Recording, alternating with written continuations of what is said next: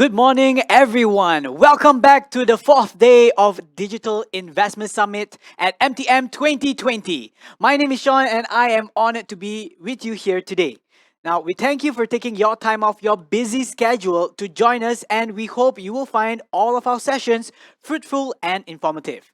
Now, Digital Investment Summit aims at elevating Malaysia as a premier digital tech and services hub and the heart of digital ASEAN.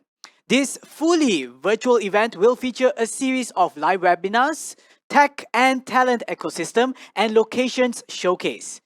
The event is targeting regional and global decision makers, senior business leaders, and CXOs of digital tech and services companies, startups, investors, corporates, and the international communities looking for opportunities in Malaysia and ASEAN. Digital Investment Summit at MTM 2020 will be exhibiting Malaysia as a fertile ground for investments and the epitome of a digital home. Now, before we move on, allow me to convey some housekeeping guidelines. Now, any questions from the audience may be submitted via the Q&A comment box.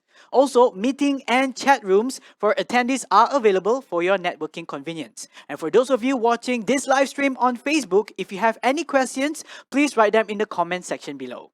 Thank you. Now, Malaysia is well known as a location for global business services or GBS, attracting hundreds of multinational companies to set up their digital services hub in Malaysia. Now, let us kickstart with our first panel discussion today. The session is in collaboration with OM and it is a chapter of PIKOM to cover digitalization of GBS, future-proofing Malaysia's attractiveness as a global digital services hub. Assuming the role of moderator for this session will be Dr. Lu Lilian, Chief Executive Officer, Invest Penang, who will be introducing our speakers. Dr. Lu, the floor is yours. Thank you, Sean, and good morning to everyone.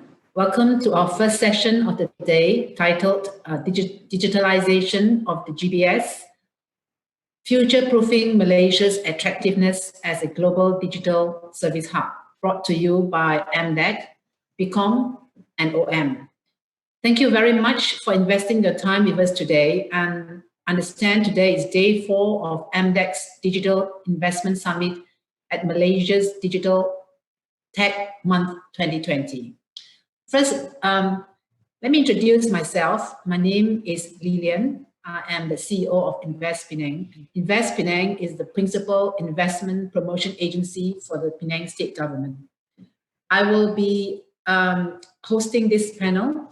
It's an honor for me, and I would like to welcome our great lineup of panel speakers. So I will take some time now to introduce them. First, we have Mr. Justin Anthony, the Executive Director of PIKOM. Now, Justin is the Executive Director of the National Tech Association of Malaysia, PIKOM. He has been entrusted to execute key initiatives towards achieving the needs of the tech sector, especially in the area of the GBS, e-commerce, and cybersecurity. He has led a team that enables industry partnerships and collaboration among private and public sectors in establishing strategic alliances with stakeholders in Malaysia. Justin has been instrumental in executing projects at the national level under the Economic Transformation Program, the National Key Economic Areas, Business Services, and advocating SME adoption. He is a council member of the Global Technology and Business Service Council. So we'll be very happy to hear from Justin when he gives a bit of introduction about OM later. Next, we have Miss Sugita Banu. She is the rose among the thorn this morning. Sugita is the head of capabilities at BAE Systems Applied Intelligence. Overseeing 480 staffs across Malaysia, Singapore, Australia, and New Zealand. She has over 17 years of experience in telecommunication and defense industry and an MBA in research on global virtual team inefficiencies. She also has deep understanding of the R&D capabilities in a global and local context. Now, Sugita was the first female head of R&D in a 26-member software development and testing team at Nokia Solutions and Network. She holds an electronic engineering degree and also in a class that was dominated by male classmates, yay to her. And after her graduation, she joined the IT industry at the time, IT industry where she felt that her engineering background was a natural fit together with the software engineering role. She took a short break to start a family. That was she says, the most important role she has ever held, the role of a mother. Again, yay to her. And Sugita, thank you also for being agreeing to be our panelist. Then we have Mr. Amit. Amit is the finance director for the finance shared services in Intel in Penang. He has held that position for 4 years. Prior to this, prior to his 10 years experience in Intel, his 10 years experience in Intel, he has also held multiple finance roles in manufacturing, R&D, and business units and corporate accounting. Before that, he had 10 years experience in audit and public service. Amit holds an MBA in International Management from RMIT Australia and also an FCPA from Australia. Then we have FS Yoong is a Senior Director of IT Jabil. He holds a wealth of leadership experience in IT, operations, talent development, and innovation, also responsible for spearheading key technology transformation in Jabil IT. And he joined Jabil in 2002 and had held various IT leadership positions in other MNCs, focusing on IT operations, infrastructure, application development. Extensive working experience with counterparts in the US, China, Vietnam, India, Japan, and also other European countries. So you can see very distinguished panelists we have here with us this morning, and I can't wait to discuss certain views with them and tap their brain and their views on topics that are very, very important to Malaysia at this point of time. Now, without further ado, as a co-organizer, I would like to invite Justin, the Executive Director of PIKOM, to share about OM and the initiatives. So over to you, Justin. Thank you, Dato, and good morning, everyone. Welcome to this session organized by MDAC, and it was a collaboration between MDAC and OM to discuss on this important topic that we are looking at, especially in this current pandemic that every one of us are undergoing, right? So let me just give you a little bit of introduction of who PIKOM and OM is. PIKOM is the National Tech Association of Malaysia. You all would have known PIKOM during those days when we were running the PIKOM PC Fair, right? I'm sure you all would have bought all your gadgets and your computers and your stuff all from PC Fair. But, for the last 3 years plus, we no longer do that. All right, so we have been focusing more, and we are also moving along with times and also with the technology. We have gone into e-commerce now, and that's what we are working again together with MDAC in terms of promoting the digital economy in Malaysia.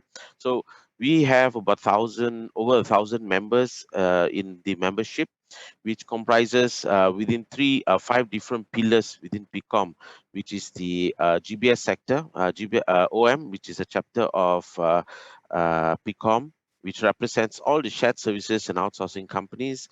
We have the cybersecurity chapter, the CIO chapter, the VIC chapter, and venture investor chapter, also for startups as well. So it covers the entire ecosystem, and we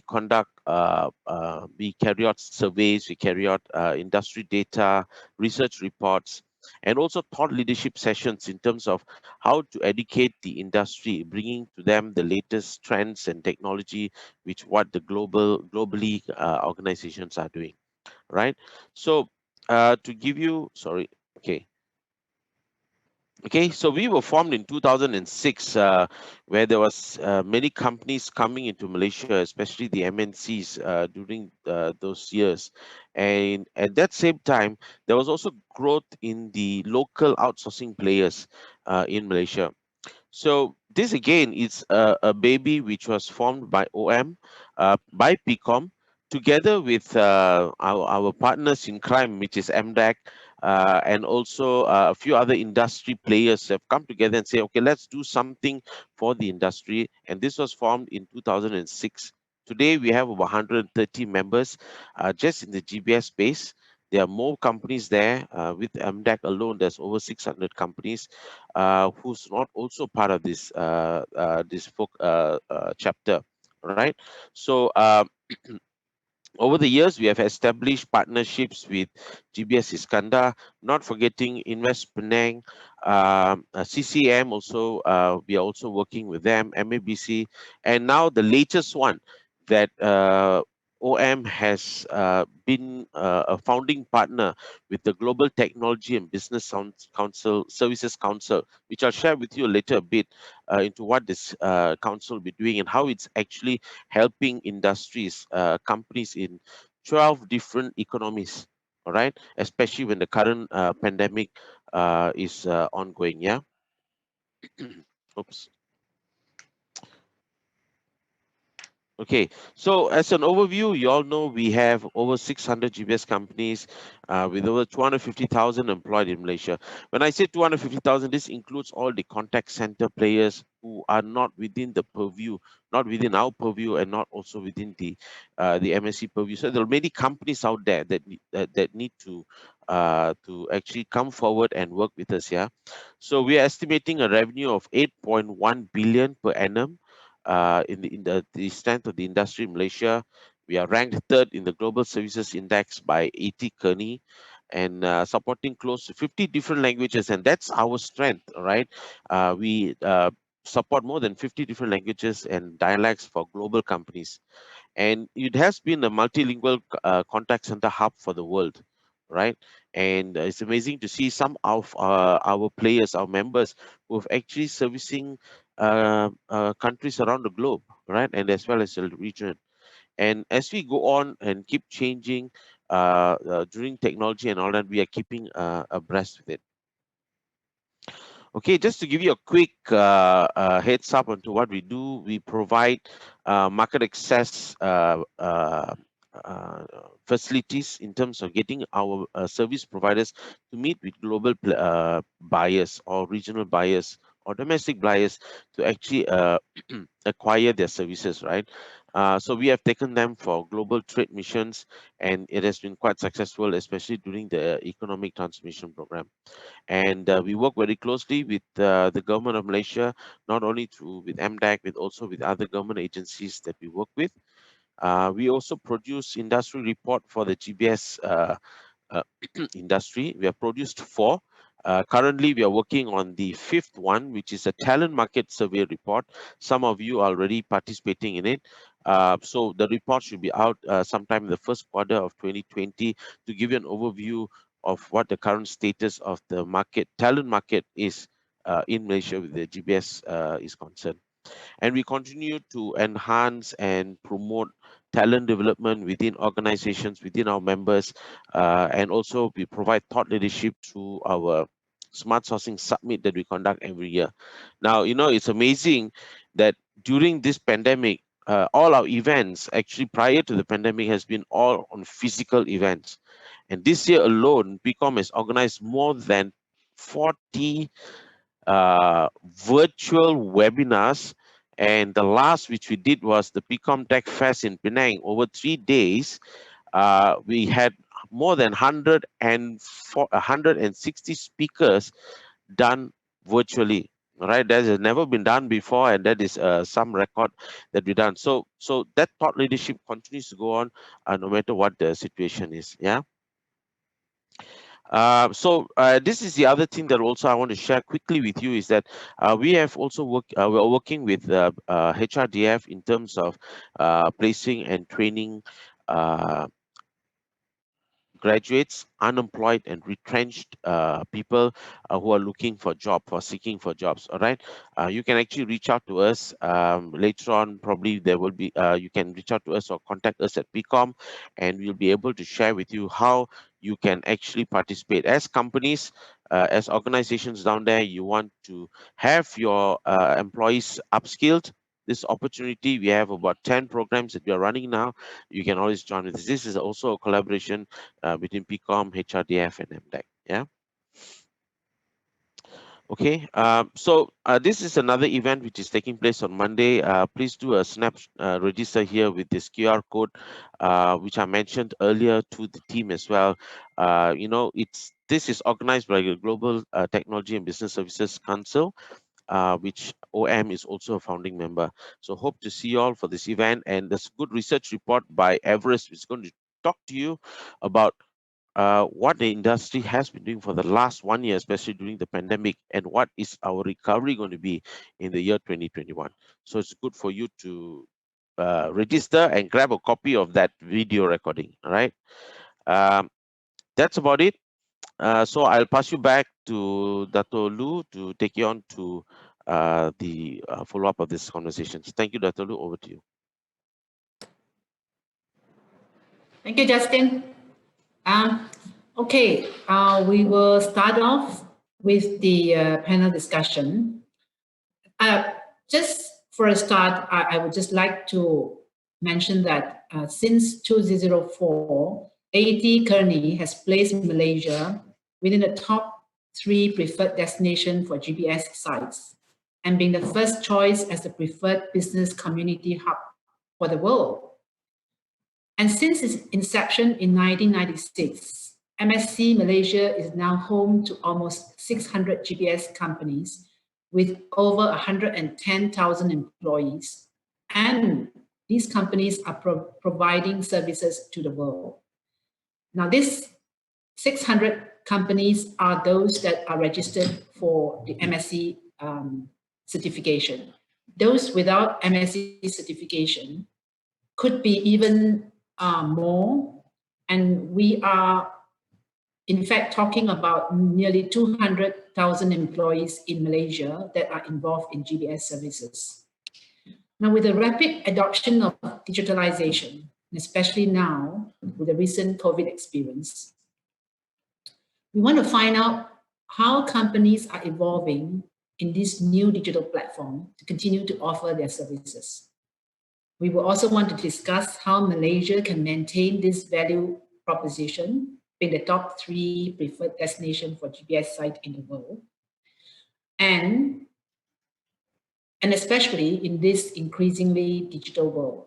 So in our session, we'd like to talk about 4 main areas, which I would like to understand the views from the panelists in their perspective and also in their experience. First of all, the success stories and the challenges in the digitalization journey within the organization, what they have done in the past, what were the successes, what were the challenges.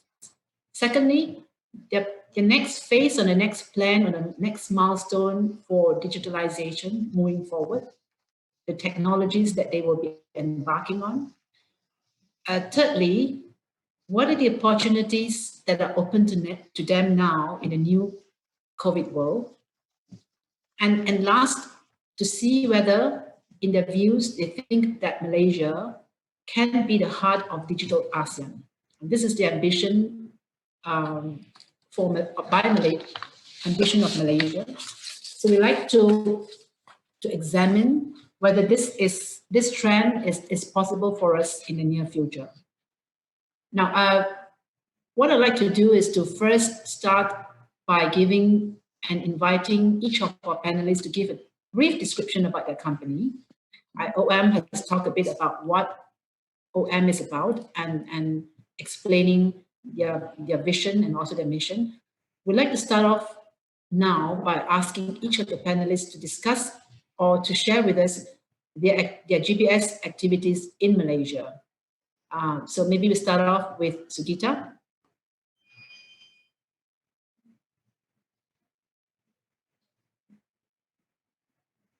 Um, Thanks, Dato. Good morning, everyone. So, PE Systems is one of the world's largest defense contractors. We protect nations and organizations in 4 different areas: land, sea, air, and cyber. Applied Intelligence is the cybersecurity arm of BAE Systems, and we have around 550 staff across Malaysia, Singapore, Australia, and New Zealand, out of which 480 staff are in the capabilities team, which is the delivery organization that I oversee. Closer to home, in the KL Delivery Center, we have a team of 350 staff, of which 85% are in the engineering domain. The center started off in 2014, and our primary capabilities include software engineering, testing, DevOps, cyber operations, and shared services, among others. We're still on a trajectory of growth and expect to expand further into artificial intelligence, machine learning, and DevSecOps in the next few years. Thank you. Thank you, Sugita. Amit, could you please share a bit about the Intel shared services and the area where you are leading? Thank you. Yeah, thank you, Dato, and good morning, everyone. So at Intel, our purpose is to create world-changing technology that enriches lives of every person on Earth. And Intel has always been seen as a PC company, but we have well and truly expanded beyond PCs to deliver semiconductors and solutions for a world that increasingly is now running on data. Right. So as we are transforming beyond a PC-centric company to address needs of this new data-centric world, we have expanded in our product offerings a lot, right, and end-to-end solutions. Intel Malaysia started in 1972 with manufacturing. Today at Intel Malaysia, we are almost a microcosm of global Intel, with manufacturing, R&D, business services, as the 3 main pillars. The Intel Finance Shared Service Center that I run started in 2002. Today, we are a 200 people strong organization supporting all elements of financial services for Intel. We support 8 languages, about 30 plus business units, 30 plus countries in delivering value-added services with reliability, simplification, insight to Intel's global business leaders and organizations. In all areas, areas and facets of accounting and finance, for better business decision making and business results. Thank you. Thank you, Amit. We move now to FS, please. Hi, morning everyone. Thanks, Dato Lo. I'm from Jabil. Jabil is a global manufacturing services provider. We basically provide services from end to end, from design to deployment, right? And we have set up the Penang GBS, which encompass 3 major roles: finance, IT, and also our supply chain. And especially our supply chain, we cover the global manufacturing facility. We are doing buy of around $2 billion year to year, and it's growing. And our finance basically take care of the back office. As far as the IT component of the GBS for Jabil, we are now running about 350 folks compared to our corporate HQ team, which is about 450. So we are kind of like almost there. And the function that the IT team in Penang, we are complement to the team in the US. So we have the follow the sun type of coverage.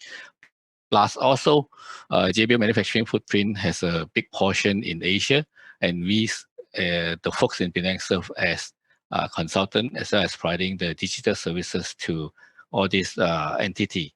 In addition, because of the way we are constructed, we are also, the IT team also provides services to beyond the region, right, in Europe and America, depending on the specific project. In the overall, we are growing even through the pandemic, because a lot of activity are now moving from hardware to software, as well as also business process re-engineering. And all these are requiring the IT to provide solutions as well as transforming, right, the business. So we look forward to the coming year because there are challenges, however, we think we can overcome. So nice talking to everyone. Thank you. I think Penang is the second biggest, has the second biggest number of GBS companies outside of the Klang Valley.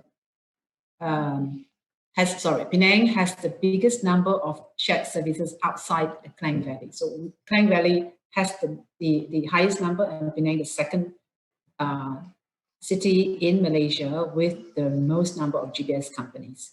We started off the GBS companies probably about 10, 15 years ago with many of the factories, multinational companies here that started off their own captive GBS, serving the internal global offices.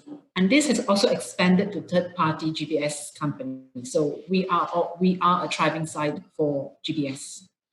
Now, thank you for sharing all those. Now we understand a bit more about what the transactions and the nature of the businesses that your organizations are involved in.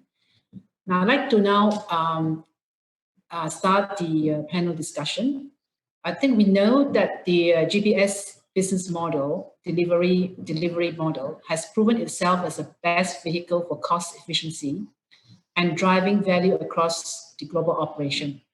It's also well positioned to lead today's digital transformation. Now, from your perspective, we'd like to understand, what does digitalization and digital services means to you and your organization? Could you share with us some success stories and the challenges that you face in implementing this? Maybe you want to also share with us whether your digitalization journey involves the digitalization of processes and or providing of digital services. So who would like to kick off that session? Maybe FS? Oh, okay, thanks. So the digital services in my context is delivery of activity online without any human intervention. So this example that I can see is like in Penang, we have the Penang Smart Parking System, right? Whereby you just have to park and then just subscribe.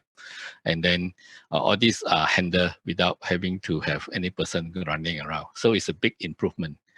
So as far as for Jabil, the digitalization to us is moving our processes from what we used to have involving various silo of processes into an end-to-end using the digital framework for connecting all the data. One example is like our auto warehouse, whereby the truck will come in, unload, and then everything would be sorted out through a conveyor system, and then it would be stacked into the warehouse or go straight to the production floor, right? All without human intervention. So this actually improve our efficiency and also reduce a lot of errors through. And we are starting this process first in China, now in Malaysia, and we are going to proliferate all this into our global site. And IT play a major role into ensuring a successful deployment for all the Jabil location.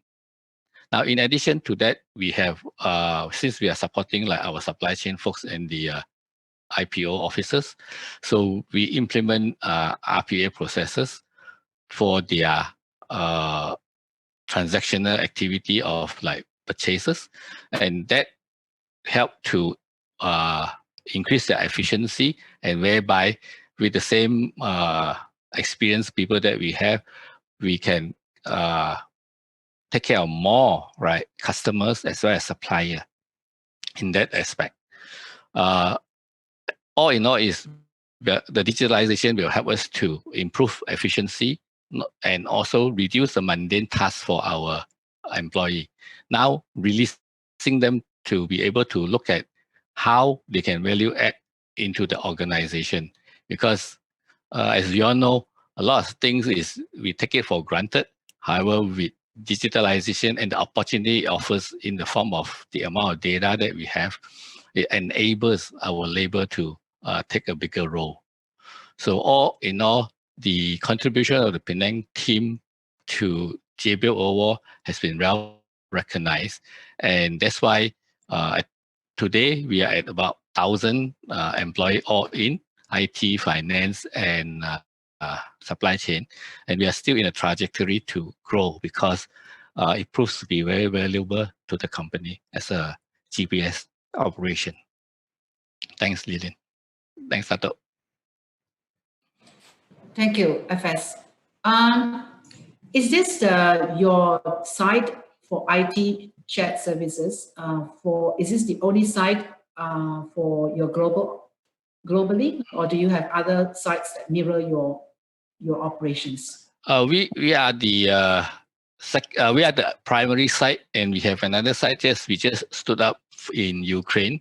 But that site basically is to help us to manage the third party, because Ukraine is also famous for some of their technical capability. So we are leveraging Ukraine for that purpose. So we have set up a small shared service operation there, but basically it's IT. And the Penang is the kind of like the second headquarter for IT beside the headquarter in St. Petersburg. That's great to hear. So many people has always told me that Penang is actually a hidden gem. And I think what you have shared is actually an example how Penang is that hidden gem. That from a very small site for a small site in the world, you are able to service to all your other mega sites in globally. What are the challenges that you have and you encounter? So one of the area that we look at is the new talent, right? So the traditionally, like for especially for IT, we are we have the extended ERP and all these services. However, by going to digitalization, we know that cloud will be the enabler for us, as well as with cloud and all these connected systems, the cyber security become a very big part. So we are focusing on these two areas for further development, and therefore we need to look for talent that are strong in this area, because as a IT group, we also want to go deep down into the technology stack, right? Getting, I think, fresh graduate collaborating with university is so far turning out to be well.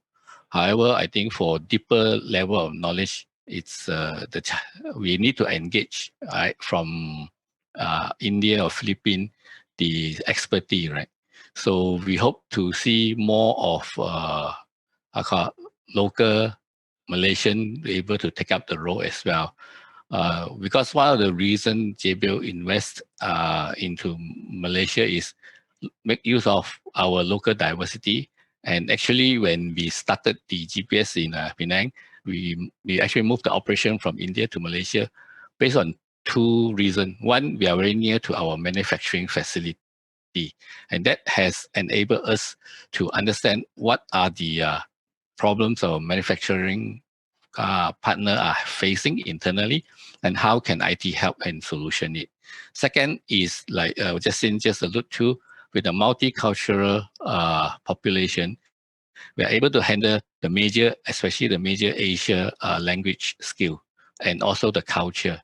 And in Malaysia, we have been also I think the Malaysian family environment is that all of us have some relative somewhere in the world, right?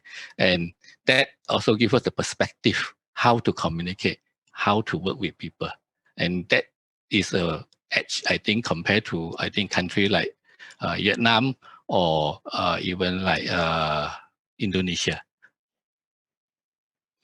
Okay.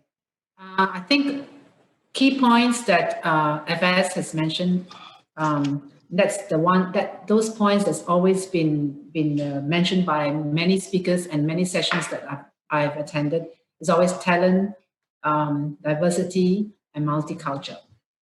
So thank you. What about Sugita? Could you share with us your journey and the success stories that your company has enjoyed? So that the digital services in a traditional sense, refers to the electronic delivery of information. But for us, it refers to the continuous improvement of user experience through more advanced technologies.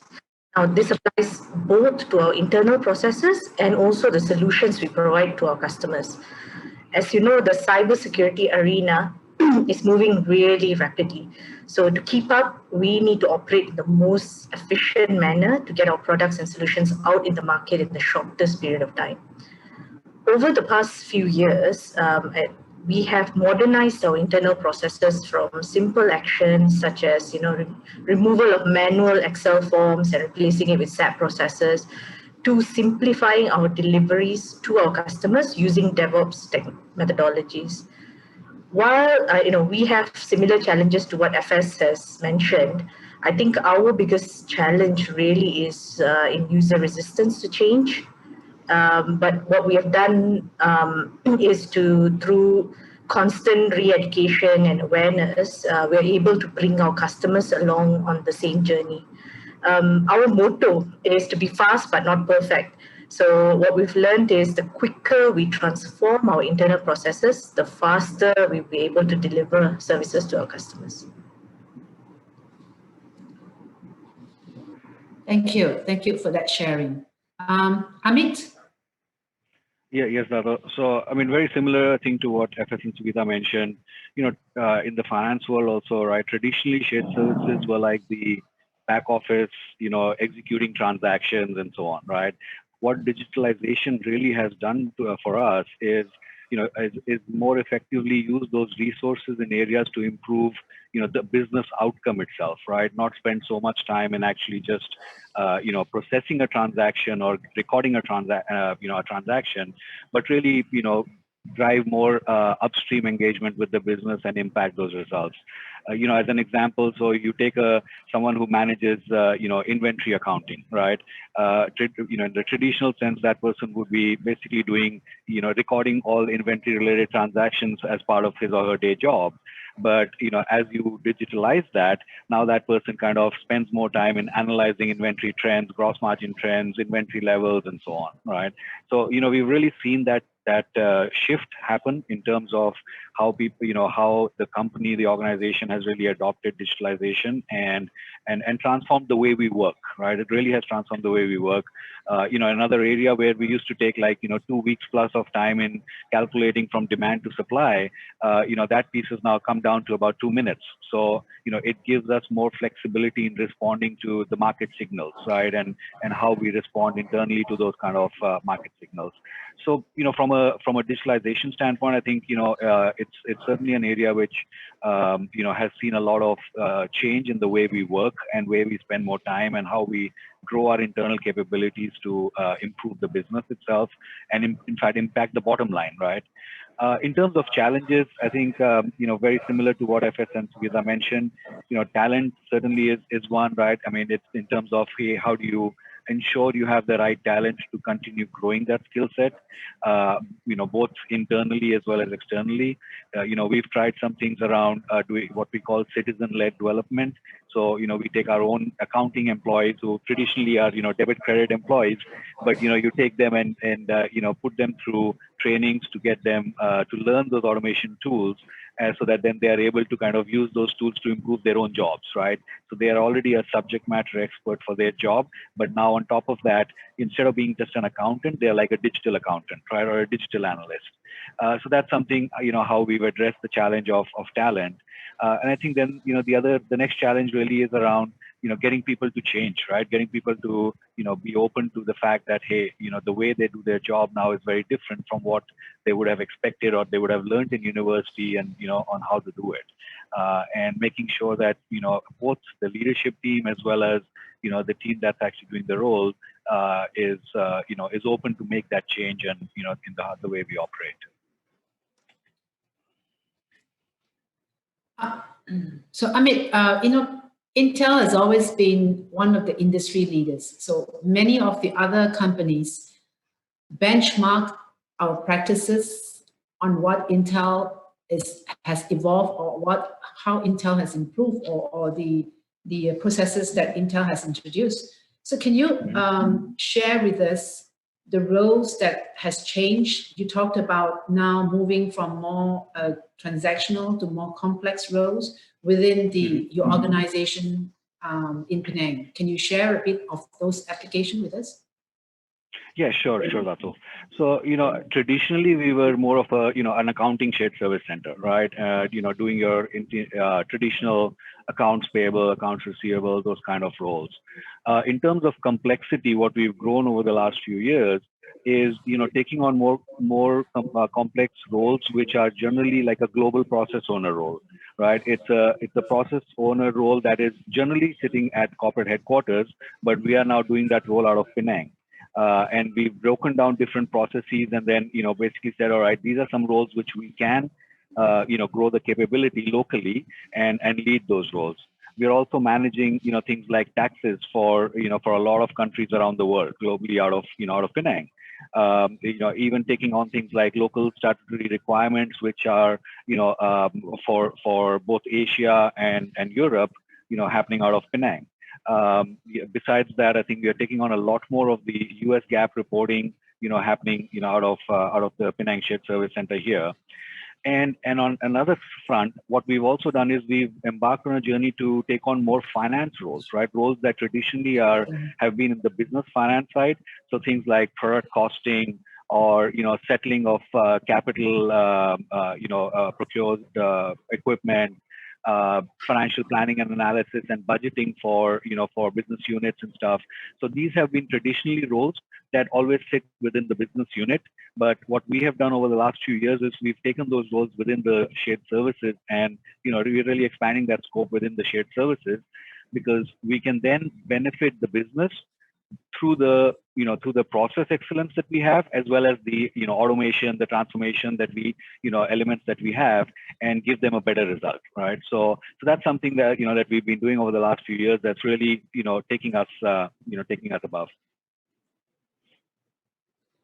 Thank you. I think we hear from the three of our panelists that how the roles have evolved over the years, and how digitalization have helped them to become to achieve their goals of increased efficiency, excellence, moving into more complex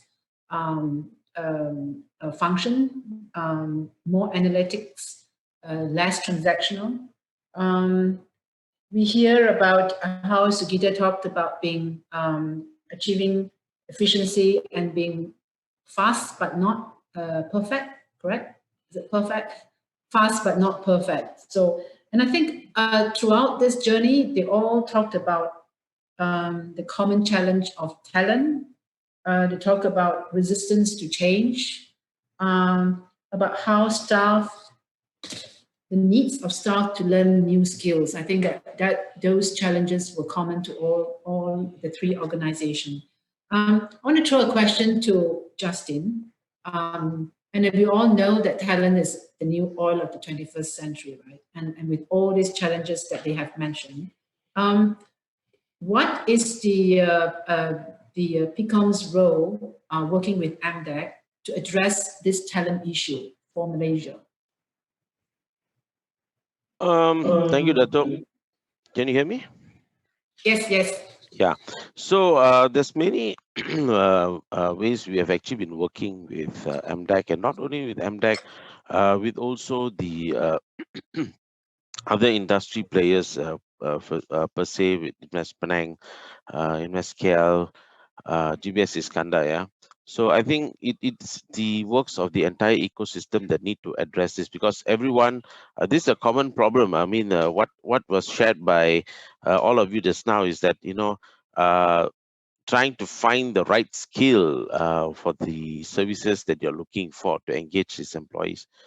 Um, so what we're trying to do is we work with the government and also through HRDF to try and support these companies to upskill their talents, right? And some of the programs, and the one which I shared with you earlier just now is the Penjana HRDF, which is a recent one due to the current COVID situation, is help to upskill your employees that you have actually engaged, the new employees that you have engaged, to upskill them in some of the programs, so that you can bring them up to speed. But apart from that, we also work with universities to try and find some of these students, the final year students, to be placed with some of these companies. In the past, we did work on the GEMS SSO program, where actually we trained students, the final year students, into the GBS space, and then have them placed into the shared services companies. There was over 260 students who took place and took part in this training program, and actually they were quite a substantial number was also placed to the respective companies. So in that sense, we have been supporting the industry to face these challenges. But on the other hand, I think we also need to look at, as far as the companies are concerned, organizations concerned, knowing the current education system. I think everyone looks at it, is our education system which is causing us to have this lack of skill sets or the mindset.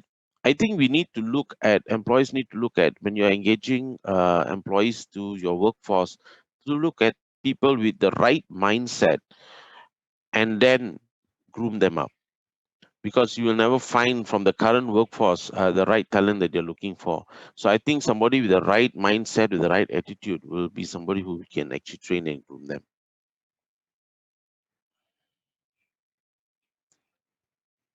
Over to you, Dato. Thank you, Justin.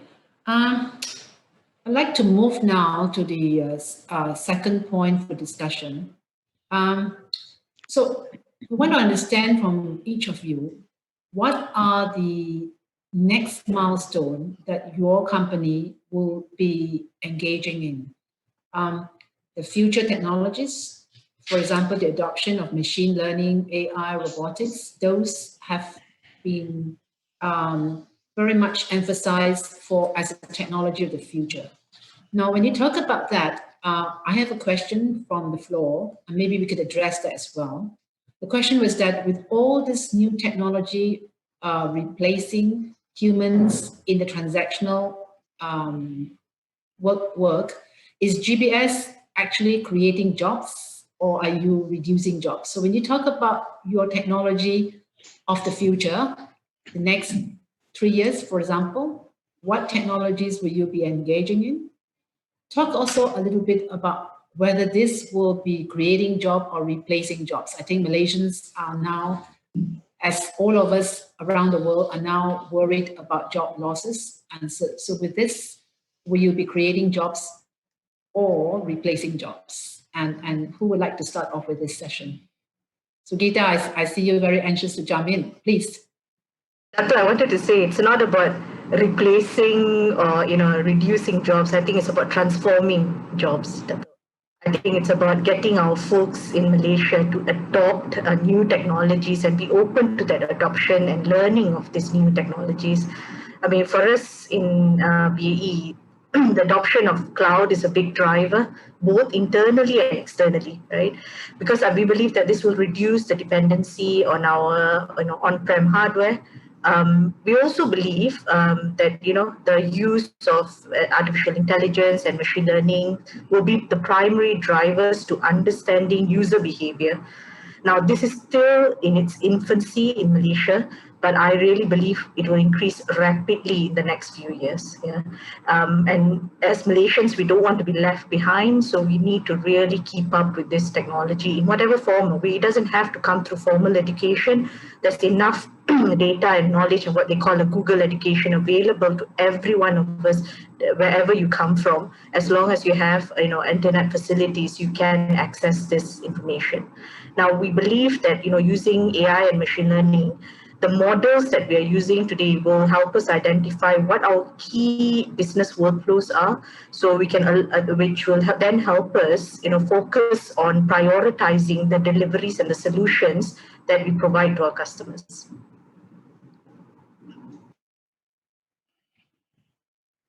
Best, your thoughts, please. Thanks, Dato. I think I'll echo what Justin was saying earlier, right? A lot depends on the aptitude of our employee. So in this age, especially this year, I think continuous learning attitude is very important, because the whole industry or the whole business environment now is transforming because of it's reacting to the situation, right? Because just like anything in nature, when it rains, the water flow down, right? So that's what will happen. Hence, in this situation, we will have existing industry that, because of the situation, has to transform, right? And everyone need to look at how that can be factor. Therefore, continuous learning is one of the best way to move forward. And with the digitalization, now there's a lot of information that is available for anyone who's interested. And one engagement I have with a lot of interns and fresh graduates is that I see they are very good at looking for information, data from the internet. And they are able to also self-learn. And that, I think, is a good attitude to have, and ability to quickly adapt, right? And the transformation is still going on. We are not at the stage that we say, this is where it will be. And through human history, I think we have been evolving, right? Except this year, we have to evolve much differently. It's not like what has traditionally been. Therefore, for Jabil, we are investing in our employee, in the sense that open them up to see where is the next level we need to be, and what are the areas that we need to focus on. For IT, like what Sujitra saying, going to the cloud. Why go to the cloud versus what we have? Because in this age, speed is important, right? And also with the power of computing that like Intel has provided, all the CPU, we are able to do more. And a lot of activity, if we observe, are moving from physical to virtual. What it means is software will rule in the coming period. For example, even like in wide area network, right? From the traditional fiber point to point, we goes to MPLS. Now we are going to the stage of SD-WAN, right? So all these are progression. However, with each progression, you have the need for different type of capability, different types of skill set.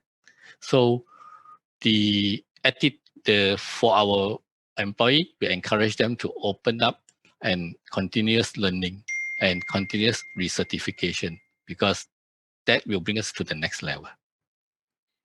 Yes, if you could share with us a bit more about your journey for the digitalization in the shop floor. I mean, everybody is talking about smart factory, reducing the workforce, and especially now with the COVID. Are there technologies or digitalization that you are engaging to build the smart factory of the future? You don't have to give us the full specific. I know there are a lot of trade secrets involved, but maybe a little bit of sharing in that area. Yeah, well, I'm willing to share. So we look at in order for digitalization, we look at a few areas. Like for IT, one of the area we focus a lot is infrastructure, because now we are connecting and we're going to move tons of data across, and cloud looks to be the best platform in the sense that as a global company, traditionally, let's say like a shop floor system, I will have every site install the application, and then that provide the shop floor tracking and all this activity. Now, if you look at it, if I have an upgrade of the application, I have to go every location. So moving forward, we envisage is we have a version of the shop floor application now in the cloud, and every factory that we have just subscribe to this application into the cloud. So whenever I do an upgrade, I just have to do it once at the cloud level, and then everyone get the benefits, and that reduce the amount of effort to get all these new features, and also it's easier for us to secure the application, because now I don't have so many ingress points throughout the world. I have only one location to protect. So all these are what we are looking at from IT point of view, and our business sponsor are also agreeing with us. So we have started our initiative called Factory of the Future, which is based on the Industrial 4.0 framework. However, we pick what is relevant to Jabil. And Jabil as a company, we foresee that we will be in manufacturing, and that will be our core, right? Although we say software will rule the future, however, software still need to run on physical layer. So Jabil would like to be the manufacturer of the world to provide all these devices, right? And how we can utilize what we want to do and how digitalization will help. So that's where the factory of the future come in. We envisage we might have some light out factory in certain location as well, due to the fact that if you all see the pandemic has interrupted us the supply chain. So how do you mitigate some of this risk? And also, if we look at the situation now, logistic cost is going up due to the reason that there's less traveling, there's less flight around, so what is available become more expensive. Hence, the equation is changing, and as a manufacturer and the way that we need to distribute product, we look at what is the best way to go forward and how digitalization will come to help us. Thank you, FS. And just to want to again emphasize, all this exciting work is now being done from your GPS Center for IT in Malaysia. Yep. By your team here. That's great. That's great. So we asked Amit now. Could you share with us your the next 3 to 5 years strategy? Yeah, sure, Dato. So, for very similar, I think, to what FSC Smita mentioned, right? We are continuously looking at what are some of the future technologies, future tools and systems that will enhance the way we work, right? In some areas that are, or rather some tools that we have been, using, artificial intelligence is something that we have been, piloting in certain areas and growing that skill set for. Machine learning is not something yet, at least from a services standpoint, that we've gone, but I do foresee that that's something that's going to come up in the not so distant future on how that transforms work. The end goal really has always been of how do we how we transform the way people work. And back to the point of what's the end goal in terms of how you leverage technologies. our philosophy has always been no one goes to university and, to get a degree to do a transactional job for, and do, the whole day, right? People want to do something much better. People want to use their, analytical capabilities and so on. And as far as we can get, tools and future technologies to help, automate that piece of the work, then we are able to use tools to provide better analytics and insights, to help the business. In terms of whether this replaces jobs or, is this something that adds on and so on, I do think it's, it is, it's one of those things where, you have to really embed that learning organization, as a, almost as part of your culture, right? We at Intel, we've done that, right, in the financial services. So, we are 100% of us are lean certified, and lean essentially because we wanted to excel at process, right? We wanted to be one of those, really process excel experts, and we can look at anything, end to end and be able to see what that impact of that is and how that translates to a business. The next step that we did was, we took people to certify them from an automation tools perspective, right? And again, these are all accountants, right? These are not IT people. These are not, system people that have graduated with system degrees.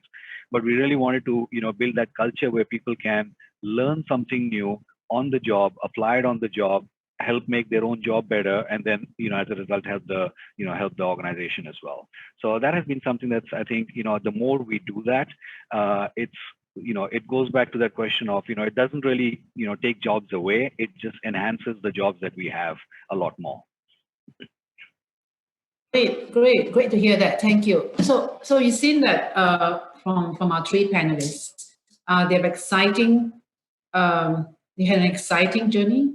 They also have great plans moving forward, and this is a great story to tell the world.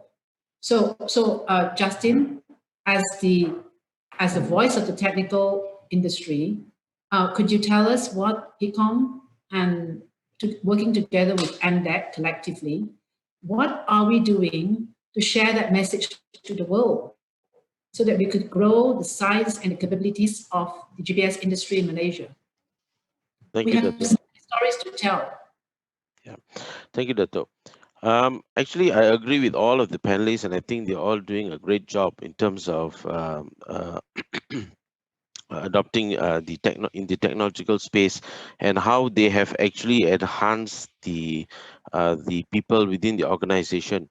So let's be realistic a bit here. I mean, with technology coming to space, and everything moving into RPA and AI, into machine learning and all that, there will be some degree of people losing jobs.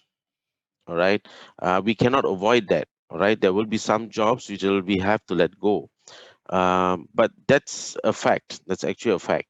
But what we can actually do as an industry is actually to work together for those people or the employees that you're letting go. To work as an industry, maybe you can also work with MDAC and PIKOM on this. To share with us who are those people that you're letting go, who are available, that could be actually engaged by the other players in the industry. Right, so that is one, is to address that. And I think the government of Malaysia, PIKOM, and also all the other relevant agencies have been working very closely to make sure that we take care of the jobs in Malaysia, and that has been our key driver since the economic transformation program. We've always been talking about job growth, job increases, so we want to continue to do that. Between what we are doing to help the industry, as mentioned earlier, speak to us about your challenges. We are open to address these issues.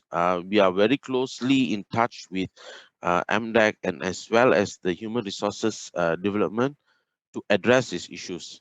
All right, so that's how we have been actually working with the industry, and we also continue to support the FDIs and DDIs with which comes for investments. And one of our story that we tell them is our strength in helping the industry with the workforce. What do you, Dato'? Thank you. Now we want to move on to the next part of our panelist questions, our discussion. I think we're now going to talk a bit about COVID. This is an unprecedented times. All of us are anxious when we'll see the light at the end of the tunnel. I think the pandemic is a big wake-up call for all of us, and as well as businesses. But also, it is providing a silver lining to Malaysian GBS. Okay, I think we all have to reassess our value proposition to the world. It's a narrow window for us as a first mover to aggressively drive forward with digitalization so that we can offer services to the customers and to the rest of the world. So we'd like to ask you to share with us what do you think or what do you feel are the opportunities that your organization could tap on in this pandemic era? And we also have a question from the public. Again, a very anxious job seeker, I think, who wants to know, are you coping well in the current pandemic? Are you truly expanding or are you just surviving? And then Justin talked about job losses, and I think that's, again, some worries in the public, whether are you taking this opportunity to expand or are you just surviving? Or are there going to be growth opportunities as a result of this COVID? And who'd like to take a shot on this first? Ladies first, Sugita. So for us, that the enforced work from home period actually has been a blessing in disguise. We have seen our productivity increase by 20%. It's actually driven by simple changes like time savings of traveling to and from work. As you know, the traffic jams in the Jalan Ampang area are legendary. And a lot of people really welcome in not needing to travel into the city center to get their work done, which means they start off earlier and clock off earlier compared to how it was before. We have also been forced in a very positive way to undergo a transformation in automation and simplification of our business processes. So almost 99% of our services are now being delivered from home or remotely. Now, this is really, really key for us in the defense industry, because for our secure deliveries, which previously had to be done in secure rooms, we can now do it from home. Now, in order to do this, we needed to evolve our IT security. We needed to closely engage with our customers, but we've managed to make this work in this period.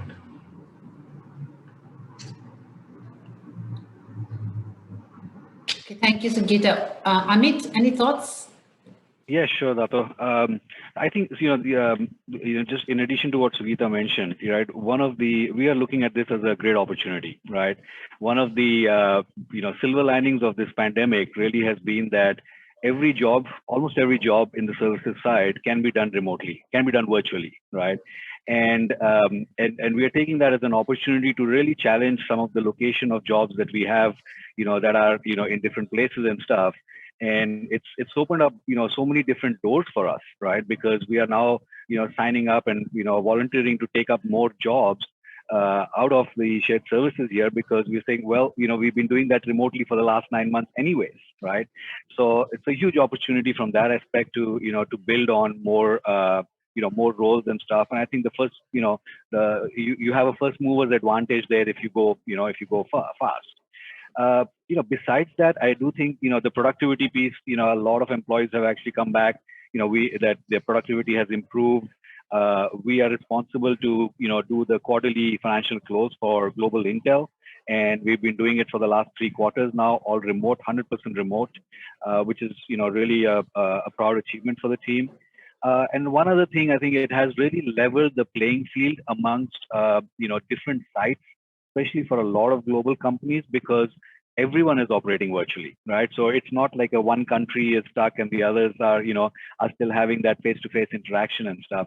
So in some ways, it has really leveled that playing field where everyone has the same level of virtual interaction, And it really is, a time to build on those, skills, those communication skills, the virtual, delivery skills in order to, have your seat at the table, right? So it's something that, I feel is a great opportunity for us, for Malaysia. And, I hope we make full use of it. So Amit, so far we talk about being a level playing field. We talk about now communication is important. So how do you think your Malaysian site rank compared to the other sites, other global sites? Yeah, I think, so I think across, within our Intel network, I do think that the Malaysia site, is ranked pretty high because, we've always been known for execution and delivery, right?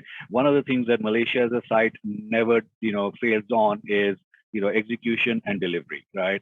And it's something that the, head office constantly reminds us, you guys are, one of the most dependable sites that we have, rain or sunshine, we are able to kind of, deliver. So from that aspect, and then when we see that there is a lot more roles and a lot more complex roles that, that they are considering to move into Malaysia, it shows the level of confidence that the corporate head office has in, in us as a site, that we'd be able to take on those roles, grow those roles, and sustain them. Great, thank you.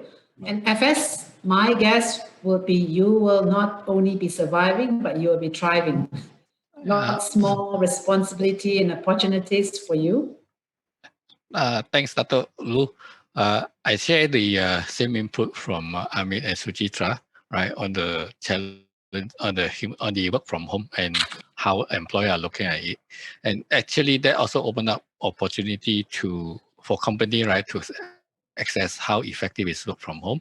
Well, on the downside, I think is the miss of the interaction, right? But let's look at the whole situation.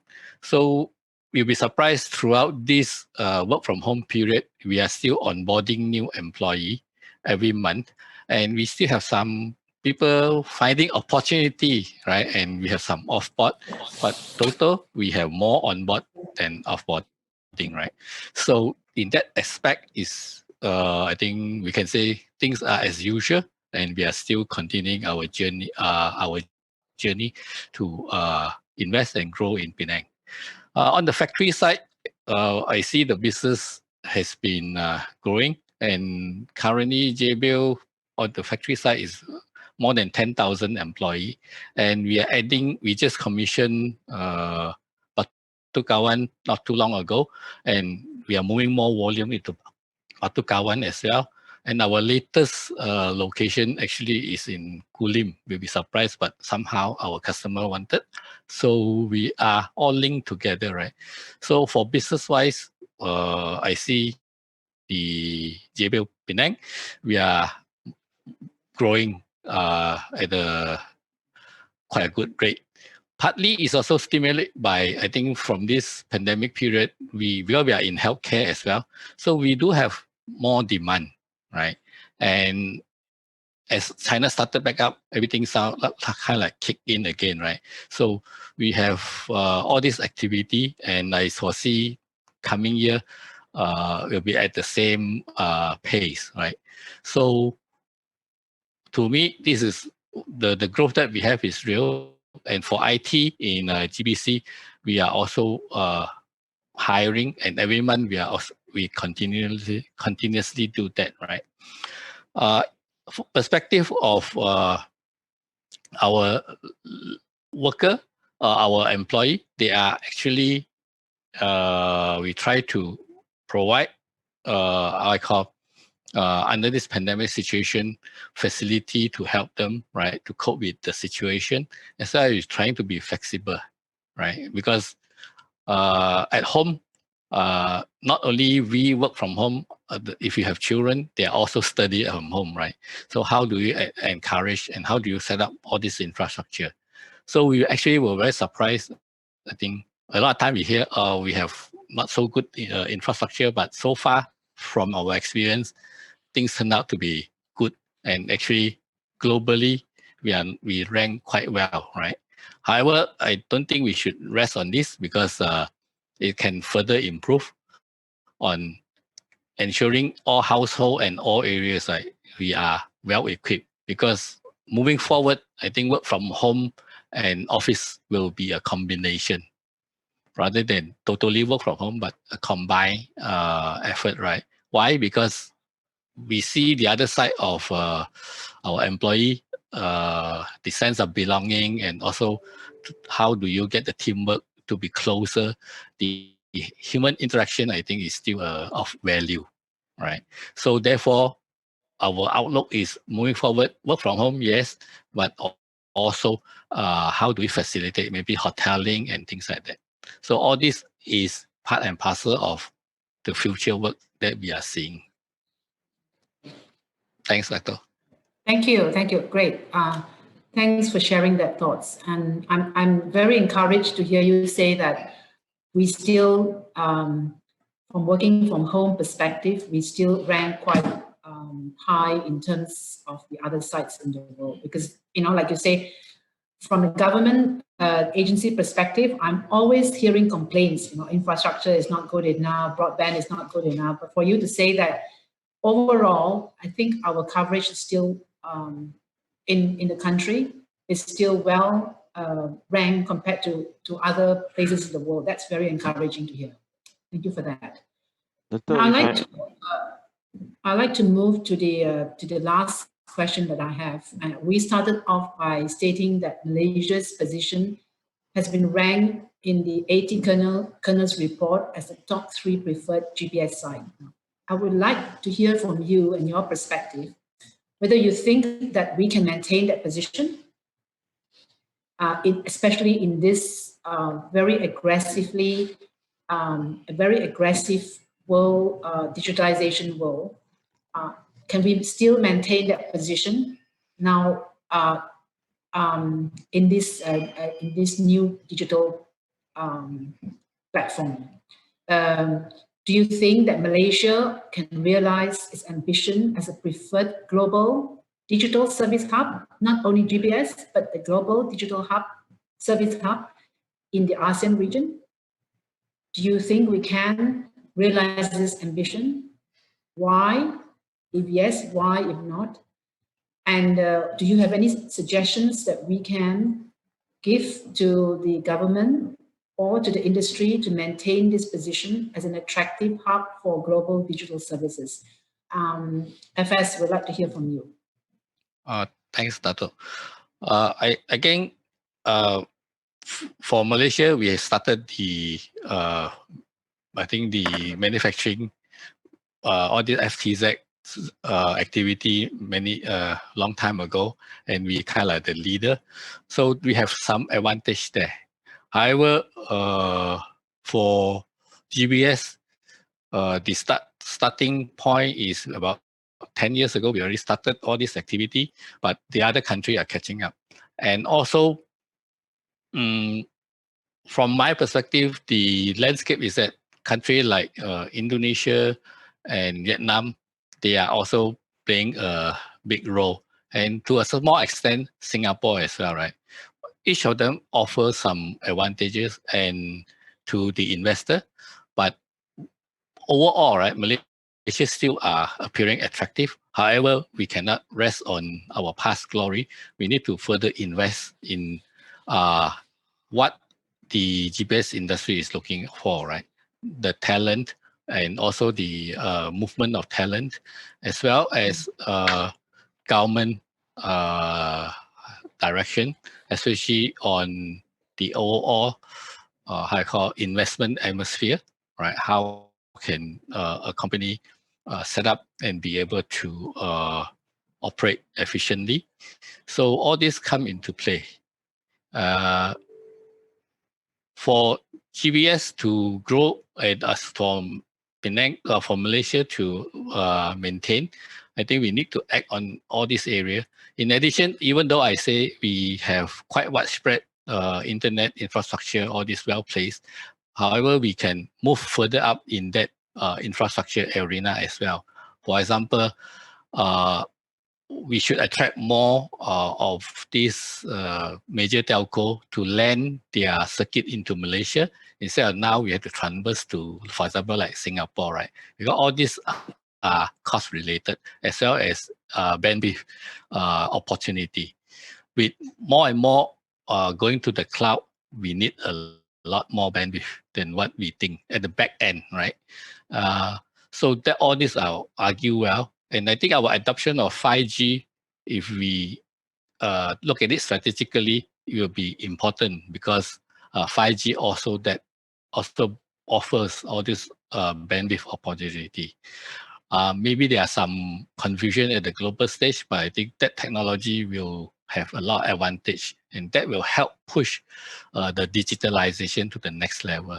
Because with that, it comes with like the electric car, right? It will go far beyond what we can imagine now. So all these are good opportunity and strategically, if for the government, right, if we invest into that area, that will spur the GPS industry. So move us to the next level. Thanks. Thank you. I think you gave a lot of inputs. I've jotted down a lot of points, and I'd like to throw some of the questions to the panelists from the points that you have mentioned. So you talked about policies and telco and infrastructure, and I'd like to address that to Justin in a bit. But first, I would like to talk about the subject of talent. I think you've mentioned continuously, and also in the last 1 hour, all of you have talked about talent. So my question and I'd like to throw this to Amit, because I know Intel does a lot of this. Now, how do you work, or do you, with the academia, to ensure that the talent is equipped with the right skills, especially the digital skills? And this is also a question that was posed by the public. Okay, thank you, Dato'. So, I think we, we work very closely with a lot of the local, universities as part of our, hiring, sourcing, talent requirements. We work in terms of, setting up projects with them. We do business projects, business cases with them. We even get, champion some of their competitions internally that they do. And the whole goal around that really is to help give a more realistic working experience, to someone at the university, right? So when they are coming out of that university, they are much more well versed in terms of what working experience looks like. We also recently did a session with introducing the GBS as a career at one of the local universities, right? One of the private universities, because it's interesting, right? I mean, as parents, we always tell our children, hey, I want you to be a doctor, an engineer, and so on. No one says, I want you to be a GBS professional, right? So we were really trying to introduce, the concept of what GBS is. And it really is not one of those, back office, you just answer phones and stuff. It's not one of those kind of a career, right? So it was interesting to kind of go in there and share the opportunities and how advanced GBS, a career in GBS is, and through automation, through digitalization, and so on. The other piece that on talent that I'd like to also call out. So we are very proud. We actually won the Best Shared Services Award in Asia Pacific last year, right? And one of the things, the reason that we won that was for cultural transformation of the organization, right? And that was not possible without taking each and every one within the organization to really transform how we operate, how we deliver, how we think, right? We had a saying which basically said, like, if you want to go fast, you go alone. If you want to go far, you go together, right? And let's just make sure we're all, together, and let's go as far as we can in this. As we look forward, I mean, this is something we want to sustain, and our goal is how do we keep the talent piece, right? Keep, stay ahead on that talent journey to ensure that, we are still at that lead, not just as an organization, but almost, also as a country, right? How do we make sure that Malaysia as a country kind of stays ahead in that talent war? Because, now it's not so much of a cost play, right? I mean, we already won the cost battle, right?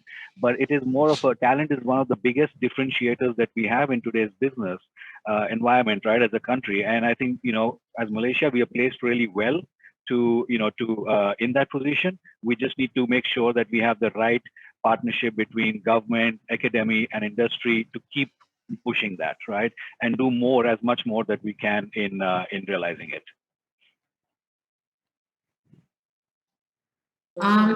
We seem to be running very short of time, so I want to quickly go through a couple more questions that I have. Burning questions I have for Sujita.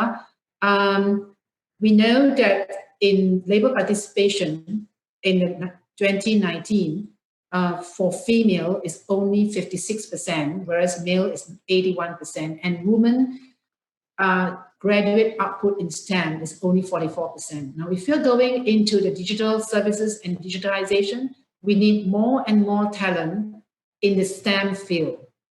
And one of the areas that we want to fill this gap is to encourage more women to participate in the STEM subjects, and so that we can have this gender gap in the workforce being reduced. So you are a prominent female figure in the engineering role. How do you think companies or government can do to address this gap? So every company will have their own strategy to address this, Dato. So I won't be prescriptive. Instead, I'll share what BAE does, which could be adopted by other companies. So I'm really proud to share that diversity and inclusion is a huge focus in BAE Systems. So we believe the key to encouraging women to pursue STEM-related roles really lies in the education of young girls, and to encourage them from young to look at STEM job roles as gender neutral. So we recently launched the Gear Up Engineering Badge in collaboration with Panduputri Malaysia. Now, aligned with the government's plan to boost STEM education through our Malaysia Education Blueprint, the Gear Up Badge is really an opportunity for girls to explore engineering challenges and be inspired by female engineers. We hope through this launch, we will elevate our reputation as a leader in diversity and inclusion and influence young talent to pursue the STEM path. I'm also really proud to share with you that for the first time last year, we hired more women into our graduate program, so cementing our commitment in our D&I agenda. Our workforce in Malaysia alone is 40% female, which is a really good figure, and we're almost getting to that gender balance. I have to say that the lockdown situation we faced has also brought to the surface that a lot of these roles, especially in software engineering and cybersecurity, can be done from home and can be done flexibly. Now, being a working mom myself, I think what a lot of women don't realize is that these roles just require one muscle, which is your brain, and a level of creativity that many women naturally have.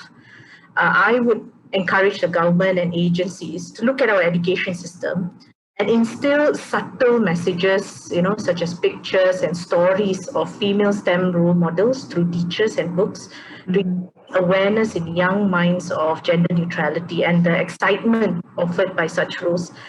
Interestingly, through this period as well, I've seen leaders and managers in BAE and elsewhere becoming more human through the lockdown. There is more tolerance of flexible working hours, and even children making noise in the background when you're having a virtual call such as this, all of which are really important to working moms, who might be juggling multiple things at the same time. Thank you, Nita. I'm sorry, I have to cut you, but there was a very interesting perspective. Thank you so much for that. I've been warned that we have run out of time. I want to thank all of you. You've been great, great group of panelists. I think I want to sum up.